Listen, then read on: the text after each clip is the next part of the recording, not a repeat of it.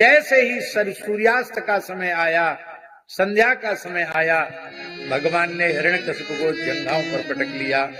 भगवान नृसिंह देहली पर विराजमान हो गए। देहली पर भगवान नृसिंह विराजमान हो गए, इसलिए देहली को भगवान नृसिंह का आसन माना गया। देहली पर खड़ा नहीं होना चाहिए, देहली पैर से छू जाए तो स्पर्श करके देहली को प्रणाम करना चाहिए। पूर्व काल में माताएं सूर्योदय के पूर्व गाय के गोबर से, मिट्टी से चौका लगाकर देहली का पूजन कर देती थी, इसलिए घर में कोई उपद्रव नहीं होता था, अलाय बलाय नहीं घुसती थी। अब तो घरों में देहली ही नहीं है बिना रोक टोक, इसलिए कम से कम मुख्य द्वार पर तो देहली अवश्य बनानी चाहिए। देहली आवश्यक है प्रत्येक भवन में। पुराने मंदिरों में देखा होगा, घरों में देखा होगा, सब घरों में देहली बनती है। हिरण्यकशिपु को जंघाओं पर पटक कर भगवान ने कहा, अरे दुष्ट, तूने वरदान मांगा था कि मैं ब्रह्मा जी की बनाई हुई सृष्टि के किसी प्राणी के द्वारा न मारा जाऊं। बोल, ब्रह्मा जी की सृष्टि में मेरे जैसा प्राणी तुझने कोई देखा है? बोले, महाराज आपका मुख तो सिंह का है, बाकी आपका शरीर देवता का है, आपके जैसा स्वरूप तो मैंने कभी ब्रह्मा जी की सृष्टि में नहीं देखा। तूने वर मांगा था, न दिन में मरूं न रात में मरूं। बोल, दिन है कि रात?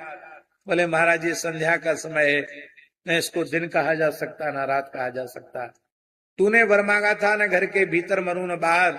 बोल, तू घर के भीतर है कि बाहर? बोले देहली न भीतर होती न बाहर, बीचों बीच होती है। तूने वर मांगा था, न धरती पर मरूं न आकाश में, तू मेरी जंघाओं पर है। तूने वरदान मांगा था, मैं अस्त्र शस्त्र से न मरूं। बोल, मेरे हाथ में अस्त्र हैं कि शस्त्र?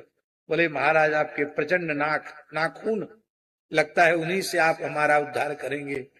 और भगवान ने कहा, ब्रह्मा जी के सभी वरदान सत्य हैं? बोले, एक तो बकाया है। क्या? मैंने कहा था 12 महीने में से किसी महीने में न मरूं। भगवान ने कहा, तुम्हारे लिए हमने 13वां महीना बना दिया, पुरुषोत्तम मास। उस समय अधिक वैशाख मास था। बोले, ब्रह्मा जी के सब वरदान सत्य हैं? बोले, हाँ सत्य हैं। पुरुषोत्तम मास अभी जेठ में आने वाला है, इसका बड़ा महात्म्य है। पुरुषोत्तम मास में कोई भी सत्कर्म हजारों गुना हो जाता है, अनंत गुना हो जाता है।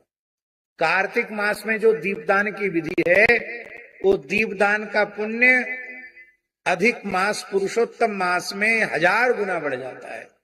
इसलिए अभी अधिक मास आने वाला है, हो सके तो किसी तीर्थ में अधिक मास व्यतीत करना, गंगा यमुना आदि में स्नान करना, और जितना हो सके नियम सेवा करना, भगवान को नित्य तुलसी से अर्चन करना, और नित्य भगवान के सामने दीपक अवश्य, दीपदान अवश्य करना।